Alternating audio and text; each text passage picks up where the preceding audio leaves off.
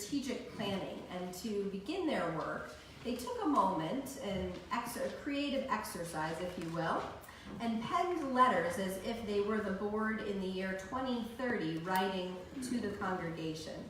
And so Andrew's going to share his letter now to the Beacon congregation of 2030. Andrew.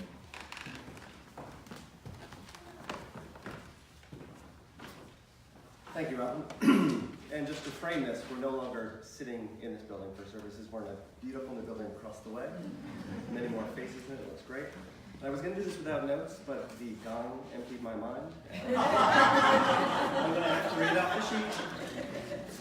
Anyway, dear 2030 congregation, it is truly remarkable to look back on the last dozen or so years and to reflect on the changes that occurred around us. When I served on the board the first time, back in 2018-2019, I actually had to drive my own car to the board retreat. I was still carrying a physical phone I had to plug in daily to charge, and President Trump was midway through his first, and thankfully only, thank you for that, chairman office. Here at Beacon, all services were held in the original building across the breezeway, which was bursting at the seams trying to accommodate a membership that was less than half of our current population. Back then, there were even concerns that a membership of our current size would feel like a megachurch and may no longer reflect the mission and vision of Beacon. Looking at the faces around the room and reflecting upon what our congregation has accomplished these last 12 years, I am delighted to note that this growth has not changed us. It has further empowered us to have a greater reach and a greater impact. We should all take great pride that we remain committed to our mission of being a radically inclusive community that feeds the human spirit and heals the world. We should also take pride in the fact that our increased membership has never been explicitly about the numbers. It has been organic growth fed by an active and engaged congregation, a dedicated leadership team and staff. The gong again, sorry. The guiding hand of a somewhat scattered board of trustees, apparently, and a governance model that brings it all together. Looking back, it is clear to see that this expansion has been rooted in relationships, a thematic that, perhaps not coincidentally, was the centerpiece of the 2018-19 services. There have been challenges along the way, and there are certain to be more in the future, but it is the relationships forged within our own congregation, with the communities that we serve, and with other religious congregations around the world that will allow us to continue to feed the human spirit and heal the world. Thank you.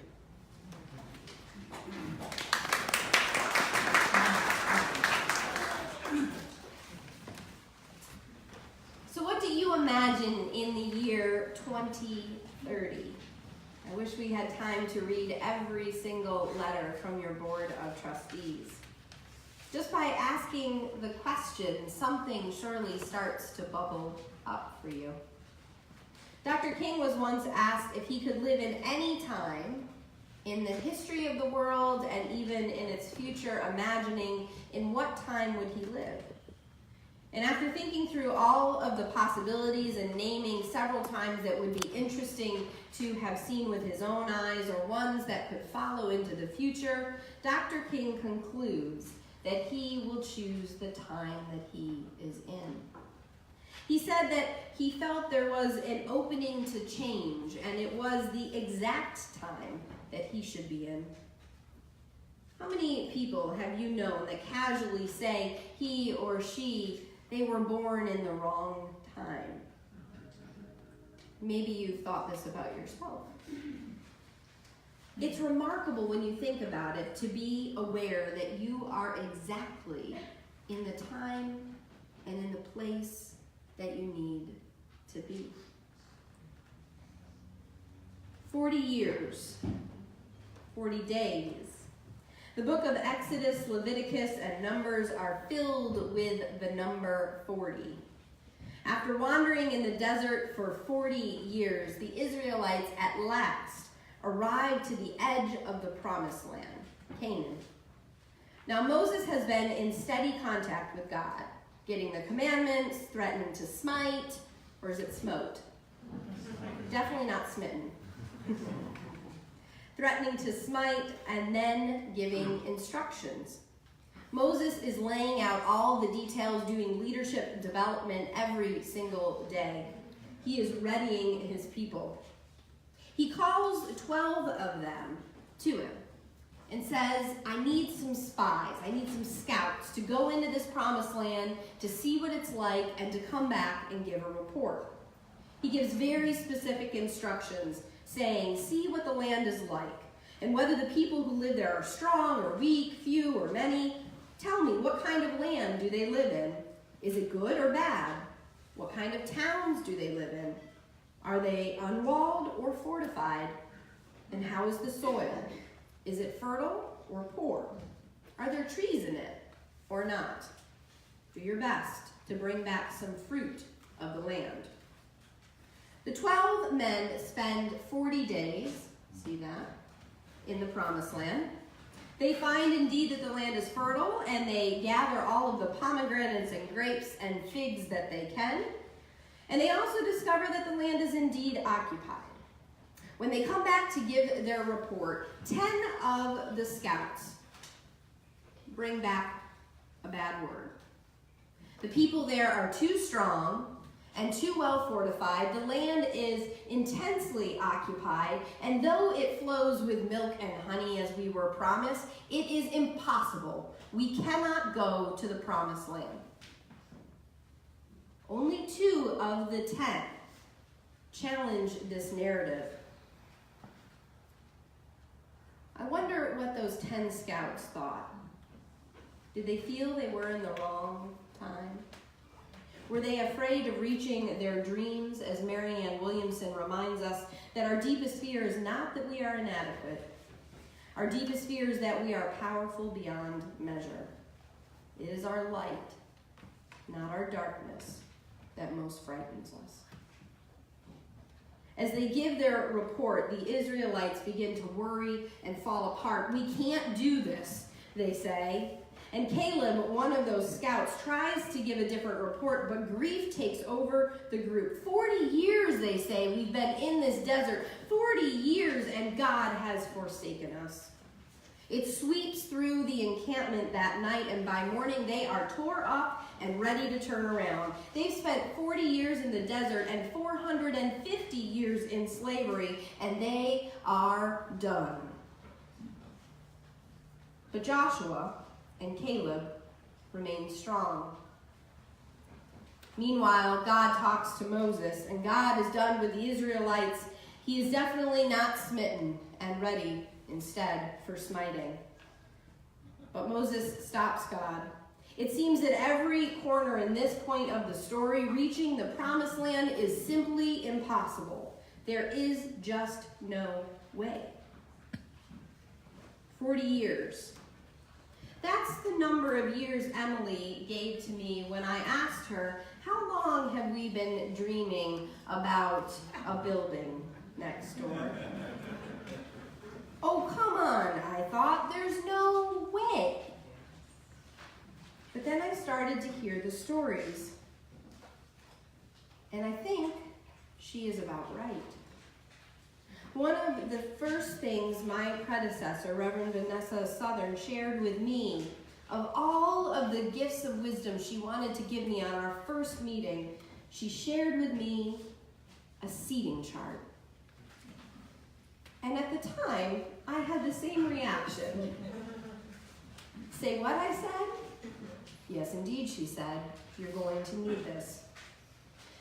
She showed me this seating chart of our sanctuary that labeled each and every seat in this sanctuary with whether it had a full view of the pulpit in the chancel or whether it had a partial view. Full view seat, those of you who are not pillar peekers,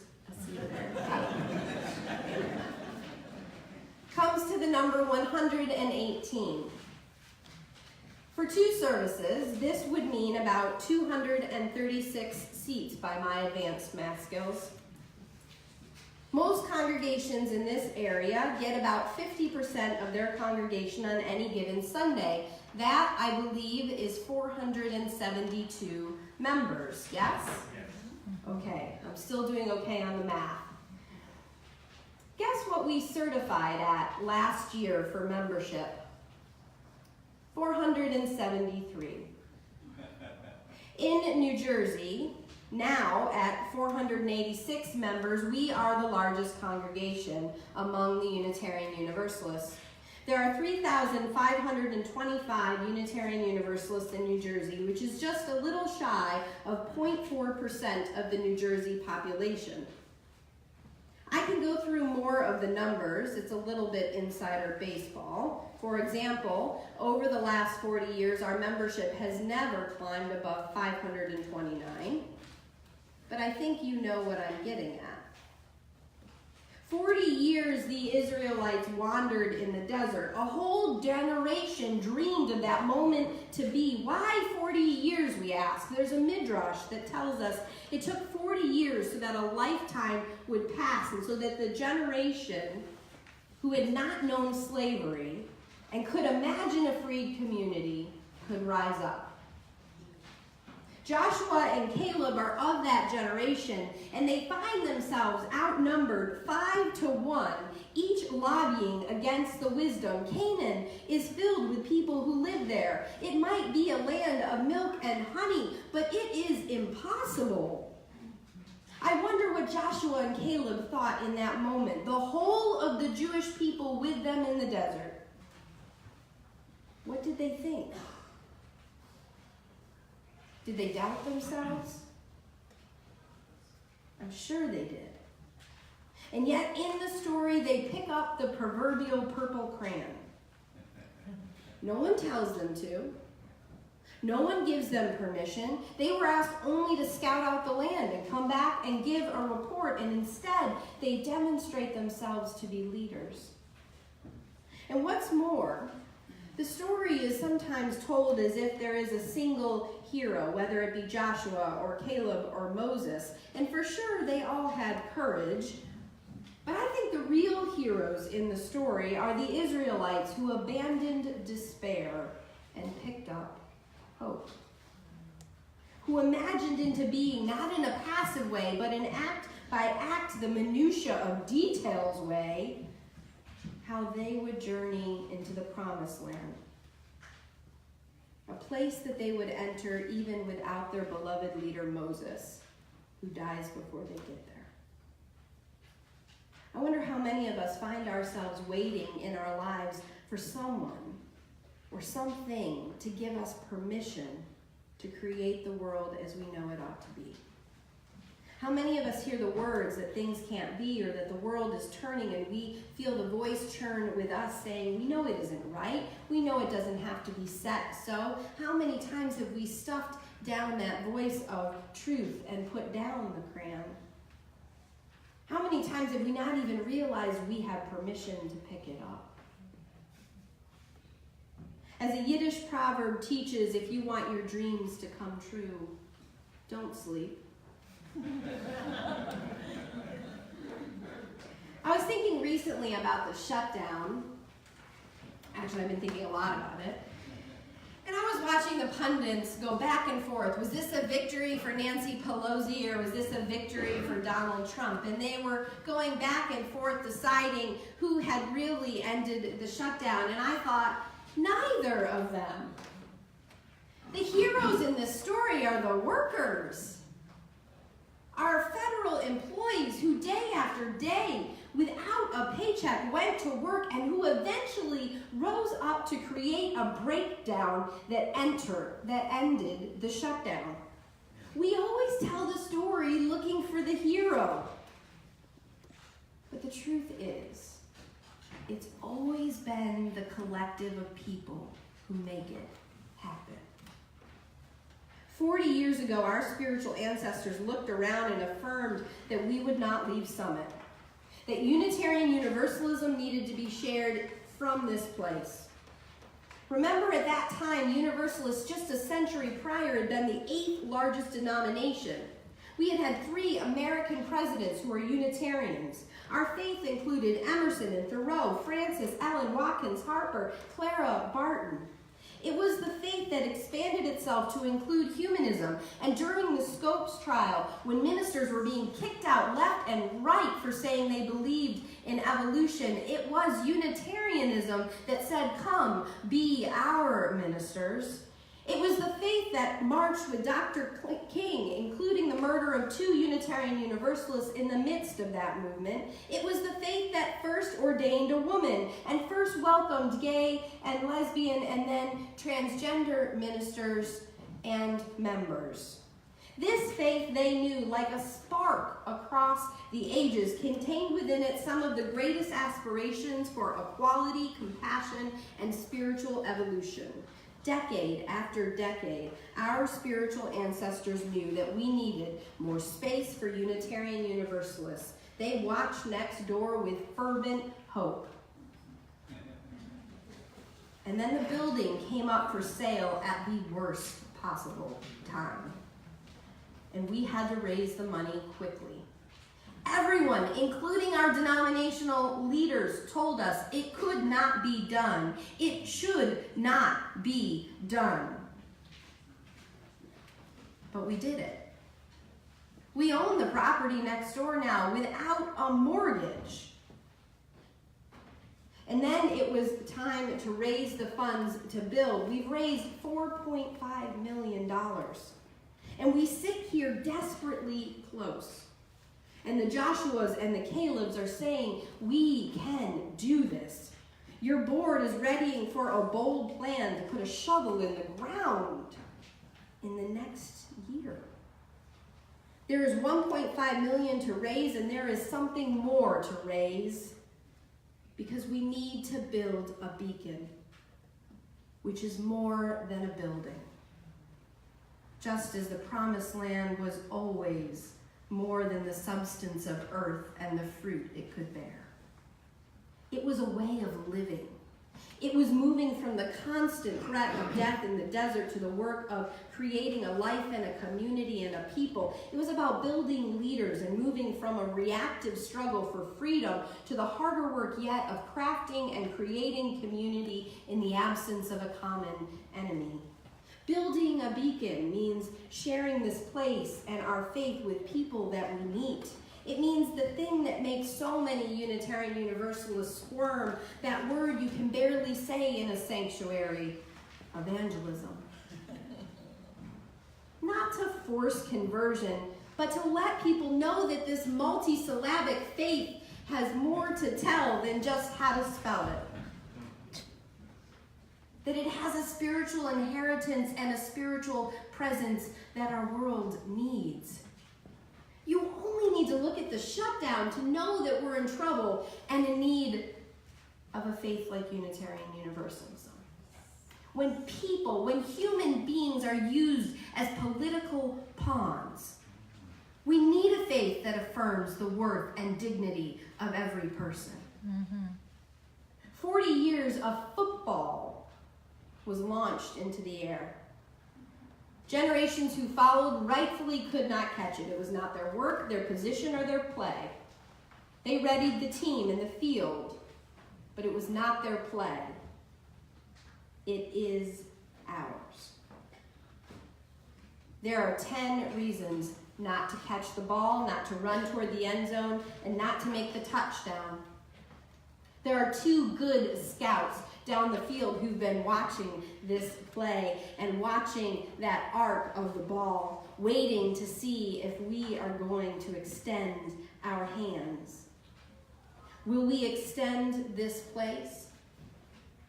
Will we let the refs have the last word? Or do we believe that a faith that teaches the affirmation of worth and dignity needs a larger home in New Jersey? For that, will we build a beacon? What is our answer to where the immigrant and her child can go when they are told that if they don't find a sponsor, she's going to be sent to detention and her child to foster care? We build a beacon. What's our answer to the transgender youth who needs peers to remind them and affirm that they are beautiful in a world that will steamroll them? We build a beacon. And when an elder has lost all hope in the world as it spins out of control, when will they hear words of courage across the generations, promising them that not all is lost? We build a beacon. When only 2 houses of worship in our town will dare declare that Black Lives Matter, we know that we need to build a beacon. And when we want to pass on this faith, to have a place where the songs of liberation are sung and the rafters resound with the hymns of the human spirit, will we declare without being granted permission, beloved, will we shine and build a beacon? When we are called once more by worship to recommit ourselves to saving this planet, who will hear the message that we can do this together without the polarization of politics or the narrow thinking of even the religious left? Could we on this small hill in New Jersey remind ourselves and one another who we can be and build a beacon? Will we refuse to settle for a small, diminishing presence in the world? Will we believe in this faith that teaches the worth and dignity of every person, that stretches us beyond even the particularities of our beliefs and calls us into a universal love that both holds us all and does not discriminate? Will we see that 0.4% is insufficient truth-telling when we live in a state of inequality and polarization, when our separateness is an epidemic, when our youth and children are frightened of flying bullets, when the world has come unhinged and the desert expands? Will we extend our hands, our hearts, and our lives to build a beacon? When would you live if you could live in any time that has ever been or will be? I know I'd be here with you right now at the 55-yard line.